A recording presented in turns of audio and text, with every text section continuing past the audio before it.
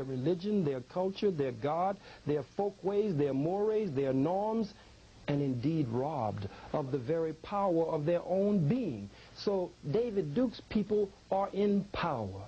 My people have experienced an African Holocaust, genocide, and we are being set upon and seized upon on a daily and consistent basis. One of the 7 points is reparations, 7 points of action to go after reparations for black people, fighting police brutality and harassment and the murder of our people. David Duke's people don't experience that. There is no comparison. But critics will say he spreads hate, and so do you. Sir, I can't be responsible for what the critics say. I'm responsible for the actual facts. Let me talk about Mayor Giuliani for 1 second. You describe him as a cracker. You did it last year, you do it this year. But frankly, and you say you're a leader in the black community. I didn't say that, sir. You said I'm a leader in the black community.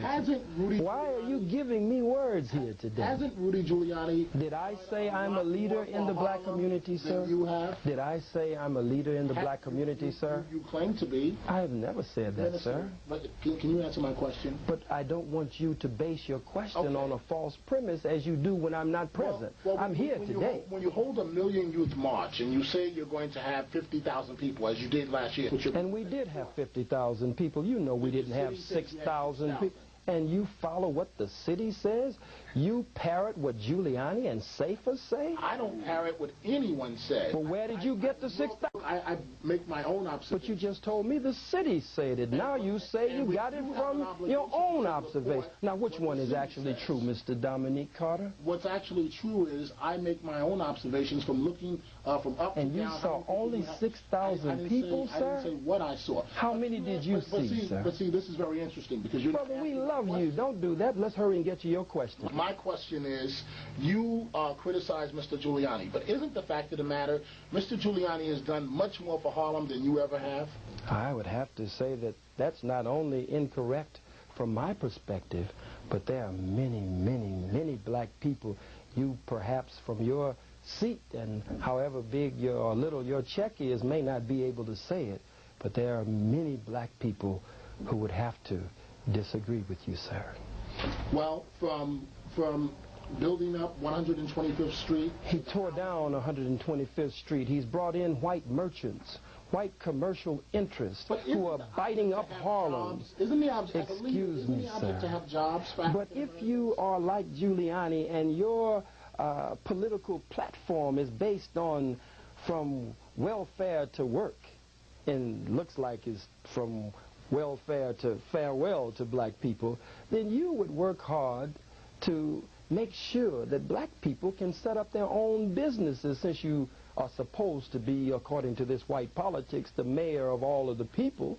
Don't bring in outsiders, as the Negro politicians are saying in Harlem, the outsiders, talking about us. When I live in Harlem, Attorney Wareham lives in Harlem, scores of our organizers live in Harlem. These are outsiders coming in. He wouldn't have moved the vendors from 125th Street. This was the African marketplace of the world. People from all over Africa and Europe and the Caribbean looked forward in the Caribbean to coming to 125th Street.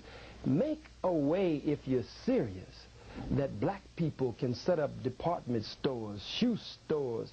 Black people can set up their own businesses and build up the community where they are.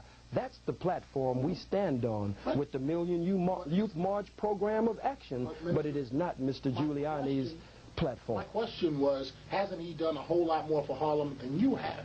And I've already answered you. Somehow you keep missing me. What have you done for Harlem?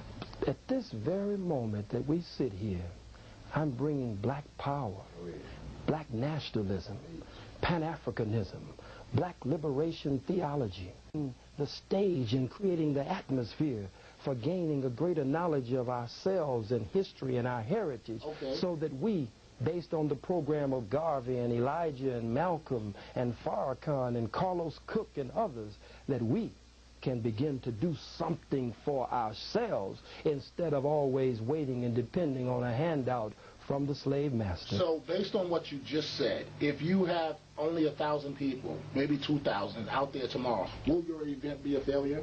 It will not be a failure because millions have heard our message. You've made sure of that, Mr. Carter. What is your opinion of Dr. Martin Luther King? I believe that Dr. Martin Luther King Jr. was a good man. I believe that his heart was good. I believe that he loved our people with all of his being, and he wanted to breathe free. I believe that he tactically made one mistake, and that was that he attempted to judge the white man by his own good heart. And what does that say about Dr. King? That says that Dr. King was one of the greatest that ever came among us. But like all of us, he was not perfect. What would Dr. King think of what you're doing? What would, if he were alive today, what the hateful words that you have used to describe people, what would he think? As we say in the black community, you're too